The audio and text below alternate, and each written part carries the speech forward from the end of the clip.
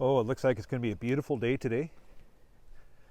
Looks like Carrie's also beat me to work and has the truck loaded to go. Today we're going to head out and we're going to transfer some nucs. I'm really fussy about transferring or adding space to colonies when it's cold out. I'm a big believer in keeping the colonies tight.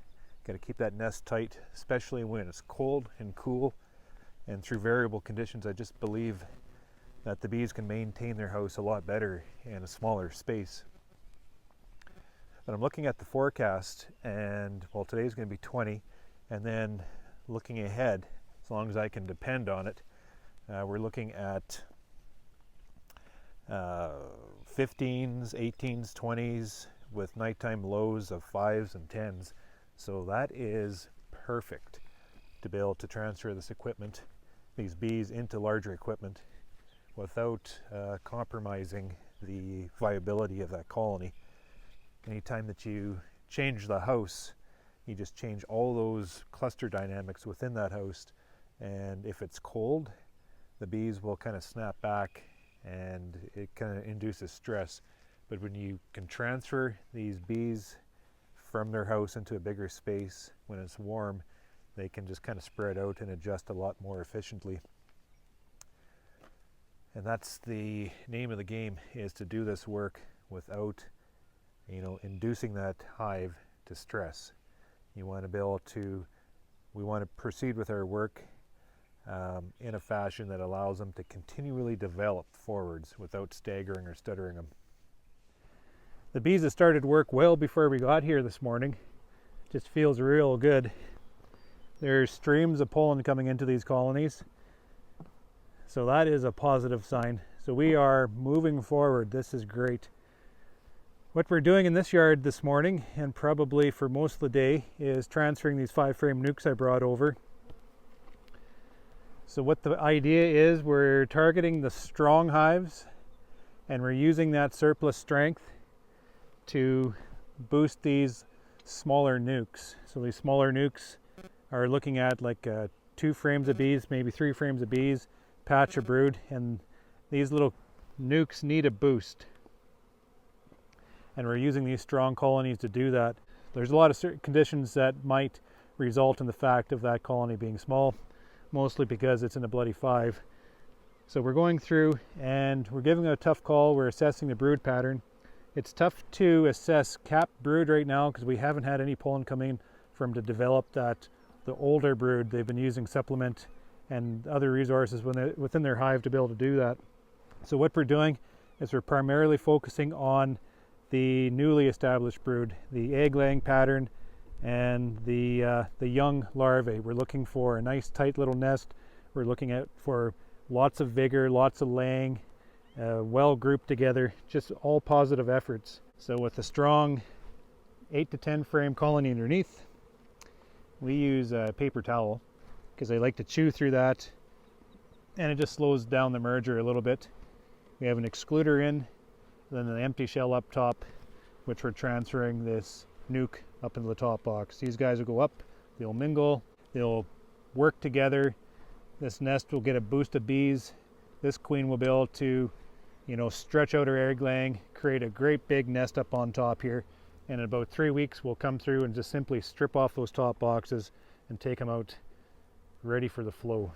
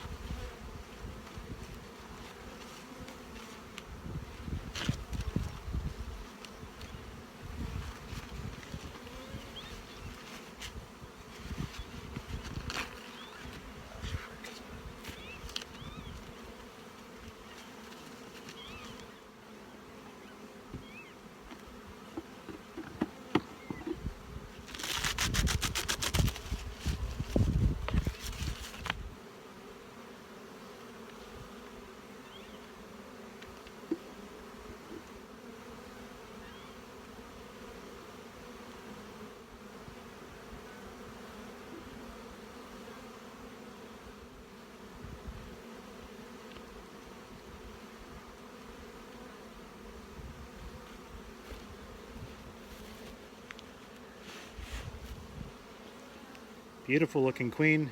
We have some old brood.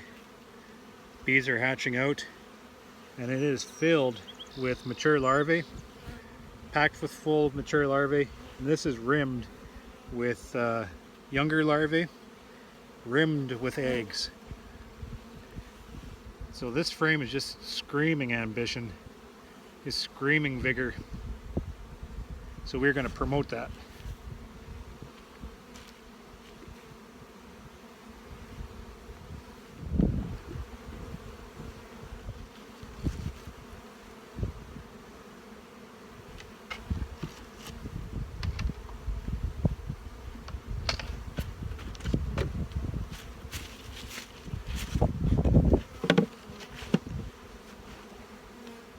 What do we have in there?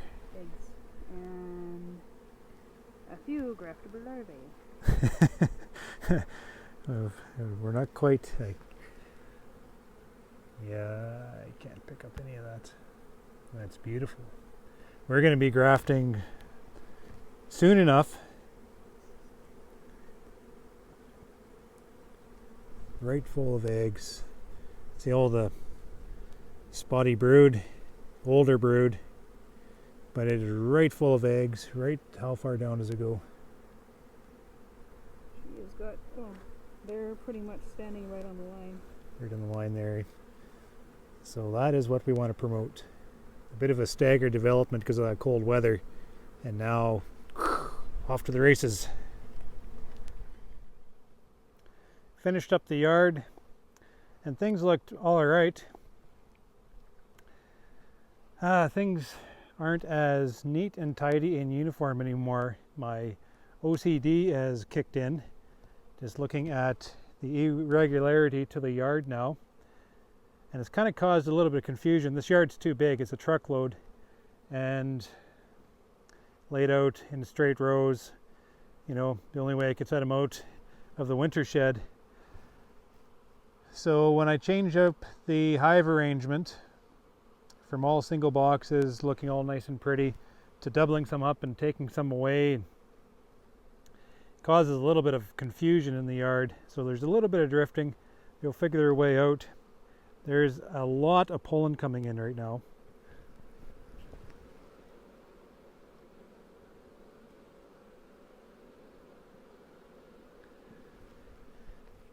Just streams of it. It's so nice to see.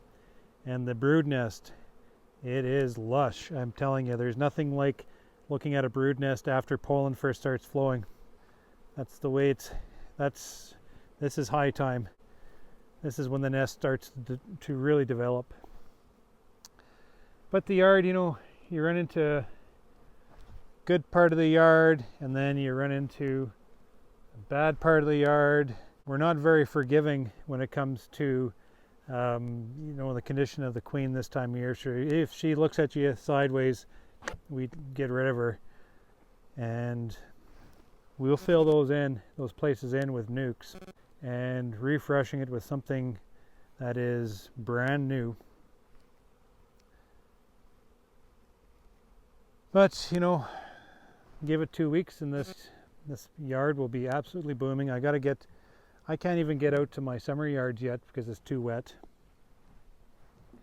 Otherwise I'd be moving some of these hives out, but it'll just be an adventure for me to go get stuck. So I think I'll just leave things the way it is and just deal with the little bit of drift that's going on. Once they get used to the way we've changed the yard, things will settle down. But, you know, what can I do?